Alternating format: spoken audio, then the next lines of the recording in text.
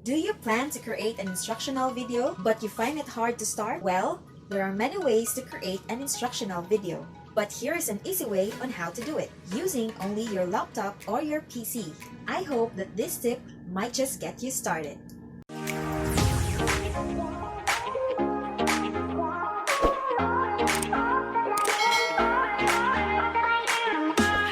So to start is, first we're going to download this software. It's a screen recording software which I will also recommend kasi ito rin yung ginagamit ko. This is Open Broadcaster Software or known as OBS. It's OBS Studio. So using the internet, let's first go to Google and then just type OBS Studio. Okay, and then you can see it here. This is the logo of the software. And then ito yung, we'll click this one. So this is the website where we can download. You just choose what is the operating system of your computer. So I will choose Windows kasi my computer or my laptop is running Windows. So after clicking, it will just say you wait because the download will start and we will just wait. Okay, so it's downloading here. I will just cancel this kasi meron akong OBS and I'm not going to download it again. So, yun lang. Paturo lang kayo. Just download it. And it's easy to install. Just follow the steps. So, once it's installed, this is the window that you will see after installing. And then you will open the software or the application. This is just a screenshot. So, as you can see, wala pa. Blanco pa siya dito. May scene dyan. Scene means, yun yung frame. Yung sa monitor nyo, yun yung makikita. So, wala pang content dito. So, wala pang makikita. So, ito yung, dito naman na side is the audio. So, you can see there, the microphone. And then, ito na yung start recording. Dito na yung option. Okay? So, punta na tayo sa OBS. So, this is my video. Or this is the OBS. So, ayan, kung nakikita nyo to, so, you might be wondering, what's this? So, ito yung makikita sa video. Yung sa output na ng video. And then, kaya nakita yan dyan, kasi yung una kong pinakita, di ba ito? Ito. So, wala pa tong laman, kaya hindi ko siya mapakita dun sa OBS, kasi ito lang yung screen recording na software ko. So, ito lang yung picture na ipapakita ko. So, pag wala pa tong laman, meaning wala pa siyang nakaka-capture na any image in your monitor. So, importante that we put layers here. Okay? So, paano gawin? So, it's here. I'm in the software right now. But you can see, may mga scenes na dito because this is already set up. This is the scene for my husband. This is mine. If I want to use green screen, the plain one is I'm using right now. Okay? And then, so, bakit nandito na siya, may display capture. Ibig sabihin ng display capture is whatever your monitor shows, whatever your monitor is showing, yan yung makikita dito. Or yan yung makikita sa video output. And then, so what we will do para makita to is here. We just click this plus sign and then display capture. You click that one para whatever you show in your screen will be recorded as a video. And then, yan, naka-display capture na tayo. So, whatever we show later will be recorded. And then, if you prefer to have a video, so click again plus. Kasi parang hassle na when we are going to separate our PowerPoint or our video and then another video or another video of yourself talking. So, ito, automatic na siya. So, just add the plus sign here and then the video capture. So, sa video capture, ibig sabihin, it will use your integrated camera. Okay. Hindi nyo makikita ngayon, but this is my screen. Ayan. So, here it is. I'm just adjusting my camera frame or my video frame right here. So, ito.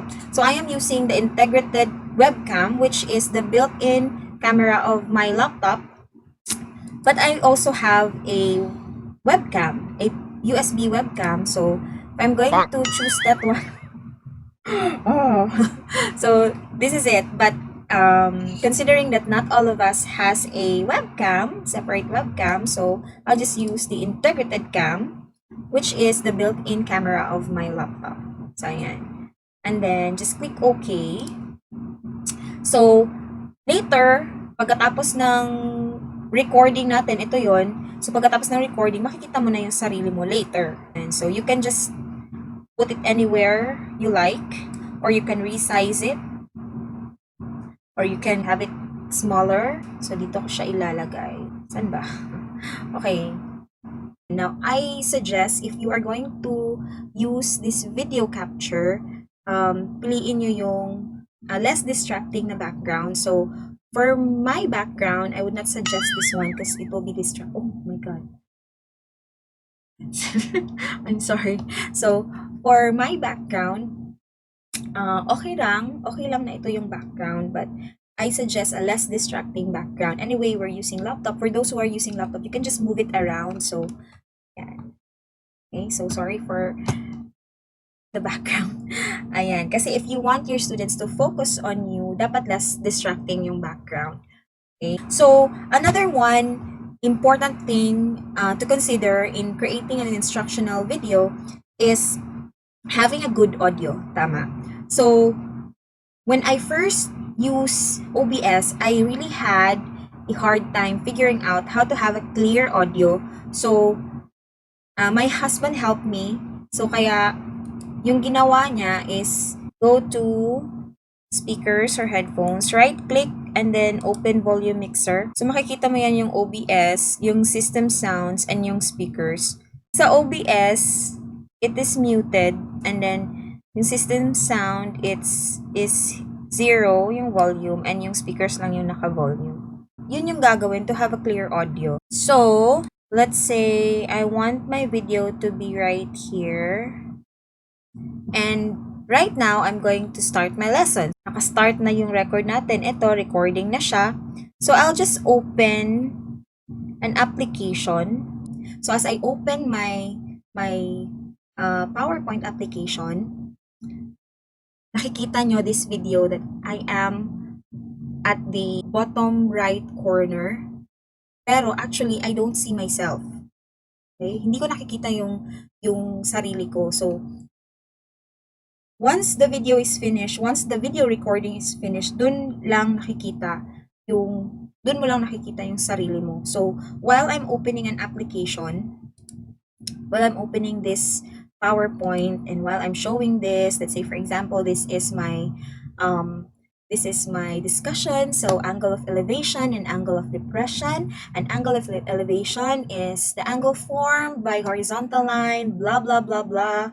An angle of depression is blah, blah, and ganyan. So, how tall is the tree? Diba? So, while I'm doing this, I don't see myself in the monitor.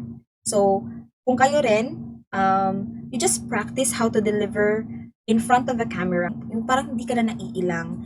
Okay? Kasi it will be a hassle to start another video, do it all over again. So, kailangan practicein mo muna how to deliver it.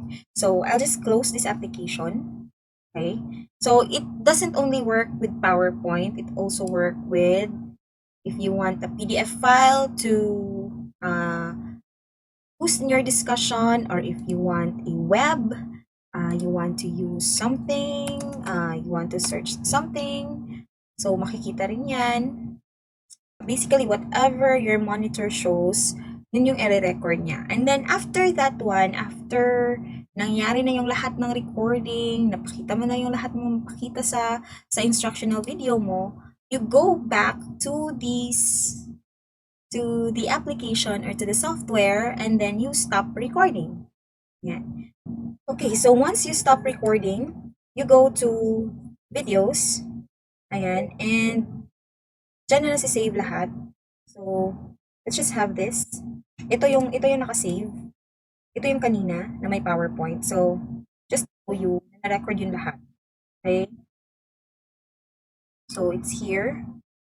Ayan. So, kanina, while nagsasalita ako in front of you, hindi ko yan nakikita yung sarili ko. So, the video output will then show, ito na, yung itsura. So, I don't need to edit the video. I don't need to attach myself in the video. So, automatic na siya na nakikita. Okay, so you just go to your editor and cut out whatever you need to cut out, you edit. So, ganyan siya, basically.